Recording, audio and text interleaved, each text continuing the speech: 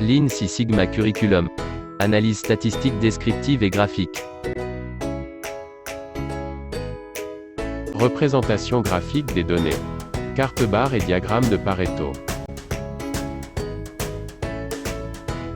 Le directeur de l'usine de biscuits Chip Cookies veut comparer le nombre de livraisons des lots de cookies par type, produites par son site de fabrication et celui d'une autre région.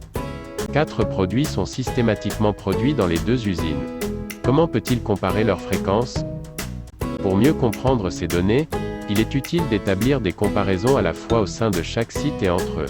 Par exemple, nous pourrions chercher à savoir si un site livre un produit spécifique de façon particulièrement fréquente ou le contraire moins souvent dans une usine que dans un autre. Un moyen simple de faire ce genre de comparaison consiste à utiliser une carte barre.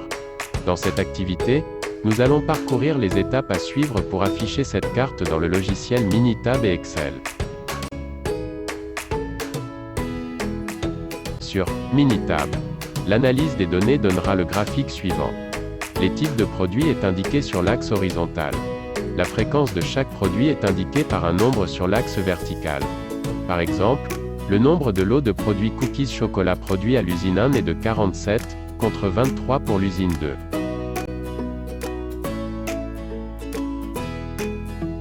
Sur Excel, l'analyse des données donnera le graphique suivant.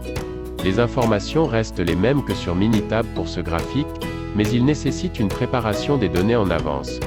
Dans les 2 slides qui suivent, je vous explique comment visualiser les données sur Minitab et sur Excel.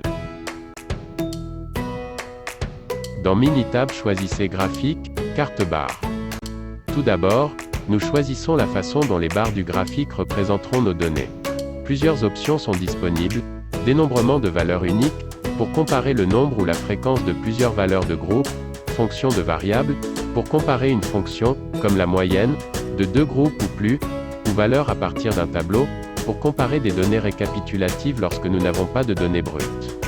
Comme nous souhaitons comparer la fréquence des différents produits et que les données brutes sont stockées dans la feuille de travail, nous choisissons dénombrement de valeurs uniques. Ensuite, nous précisons le type de carte barre que nous voulons créer. Si nous n'avions qu'une seule colonne de valeurs de catégorie, nous choisirions simple. Comme nous avons plus d'une colonne de valeurs de catégorie, usine et produit, nous avons 2 choix. L'option groupe regroupe les barres en ensembles distincts. Ici, un groupe de barres représenterait les produits de l'usine 1 avec un groupe similaire pour la deuxième usine. L'option empilement empile littéralement les barres d'un groupe sur l'autre. Pour cet exemple, nous choisissons groupe. Ensuite, nous cliquons sur OK.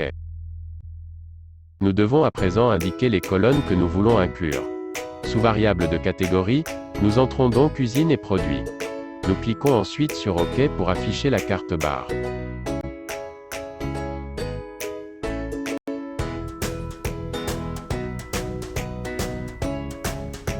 Sur Excel, c'est un petit peu compliqué, il faut tout d'abord réorganiser les données sous forme d'un tableau.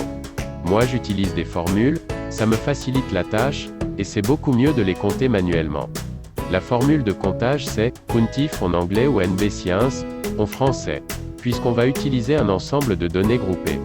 Une fois le tableau à jour, sélectionnez l'ensemble des données, choisissez Insertion, histogramme 2D pour afficher la carte barre.